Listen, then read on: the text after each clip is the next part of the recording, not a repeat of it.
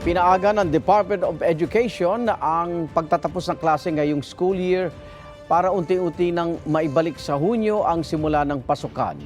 Kaugnay niyan, makapanayan po natin si Deputy Assistant Secretary Francis Bringas. Magandang umaga po.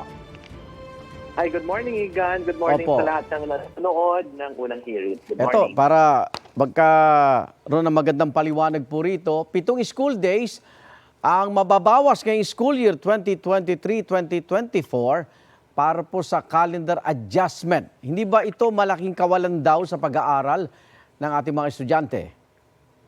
Ay, Igan, napag-usapan na yan during the consultations with the regional directors and mga school division officers. At yung ating, definitely magkakaroon tayo ng konting adjustment sa ating budget of work para ma-cover natin lahat ng mga competencies na nasa curriculum natin. At kung hindi man, kung magkaroon man ng mga instances na hindi mako-cover lahat ng mga ito, meron pa rin tayong yung National Learning Camp at saka yung early part of the next school year to cover this competency. At kailan po maibabalik na ng Hunyo ang simula ng pasukan sa ganitong proseso po, ASEC? Well, tinitignan natin na by 2026, malamang nasa June opening na tayo dahil ngayon mag-open pa lang tayo ng July 29. So pag we will follow the same mode of adjustment, baka nasa mid-July tayo by next school year, I mean Opo. by 2025, 2026, and then balik na tayo sa June by 2026, 2027. Yun yung projections natin. May epekto ho ba ito? Kasi parang yung kasalukuyan pong sistema, sumasabay po sa pasukan din ng iba pang eskwelahan sa iba't iba pong mga bansa hindi ho ba? Iyan, yung karamihan sa mga ibang bansa, nag-open talaga sila ng August. But since nasa kabilang hemisphere naman sila, so nakikita natin yung magkakaibang sitwasyon ng ating weather, ng ating climate. Opo. At nakita nga natin, kaya tayo nag-adjust ngayon dahil lubhang mainit yung ating summer season ngayon. Dadala na nga ng El Nino at ang climate change. So, binabalance pa rin natin yung mga kapakanan at wellness ng ating mga mag-aaral habang sila ay nasa loob ng paaralan. Baka naman ho, pag binalik ng June, ito naman po malalakas na bagyo, pag-ulan at pagbaha, hindi ho ba mag-isip na naman ibalik uli ng... Alam niyo na, di ba?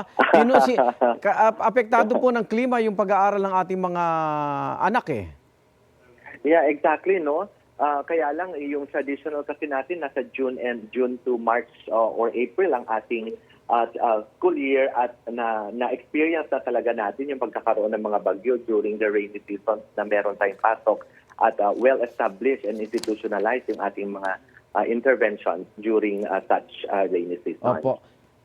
Tama ho ba? Isang buwang parang may pahinga itong ating mga guro. Anong epekto po nun? Yeah, tama yan, no? Binigyan natin ng mandatory 30-day rest yung ating mga teachers kung saan wala na tayong mga voluntary man or mandatory task na ibibigay sa mga teachers para ma-enjoy talaga nila yung tinatawag nating vacation nila. Dahil in the past, marami tayong mga DepEd-initiated activities pa rin during summer season, during the 2-month break at nababawasan yung time ng mga mag-aaral, lalo na yung mga teachers na magpahinga after each school year. So, binigyan natin sila ngayon ng uninterrupted 30 days. Hindi ho ba makaapekto sa Program for International Student Assessment o PISA? Ngayong taon, ito pong ating ginagawa pong adjustment, ASEC? Well, hindi naman siguro, no? In fact, makakatulong siguro ito dahil sa ating pag-aaral, sa ating mga researchers na nakikita na overworked yung ating mga teachers at masyadong congested yung ating curriculum na napapagod yung mga mag-aaral.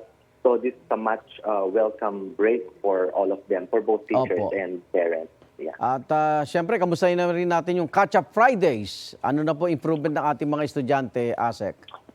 Yung Catch-up Fridays talagang nagka-catch fire na rin yan in all our schools, no?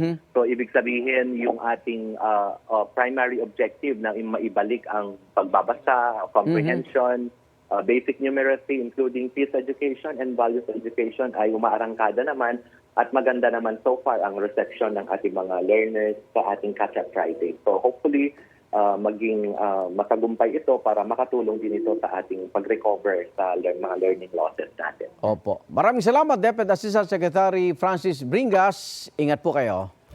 Thank you, Igan. Ingat. Igan, mauna ka sa mga balita. Mag-subscribe sa GMA Integrated News sa YouTube.